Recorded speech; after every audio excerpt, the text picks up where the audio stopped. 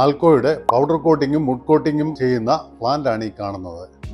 ഇവിടെ stainless steel, GI pipe, aluminium profiles എന്നിവ ഇത്തരത്തിൽ വുഡ് ഫിനിഷ് ആക്കി എടുക്കുന്ന യൂണിറ്റാണിത്. കേരളത്തിൽ ആദ്യമായി ക്ലാഡിങ്ങിനും മറ്റുപയോഗത്തിനുമുള്ള എക്സ്റ്റീരിയർ വുഡ് കോട്ടിംഗ് ആൽക്കോ ആണ് ആദ്യമായി ഇൻട്രൊഡ്യൂസ് ചെയ്തത്. ഇത്തരത്തിൽ ചെയ്യുന്ന യൂണിറ്റുകൾ കേരളത്തിൽ തന്നെ വിരളമാണ്. അലുമിനിയത്തിൽ 20 അടി ചെയ്യുന്ന യൂണിറ്റുകളും കേരളത്തിൽ വളരെ ചുരുക്കമായിട്ടേ ഉള്ളൂ.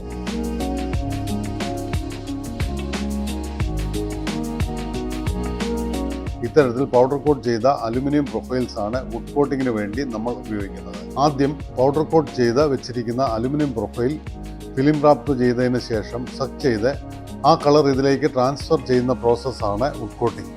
ഇത്തരത്തിൽ പ്രോസസ്സിങ്ങിനായിട്ട് സജ്ജീകരിച്ചിരിക്കുന്ന അലുമിനിയം പ്രൊഫൈലാണ് ഈ കാണുന്നത്.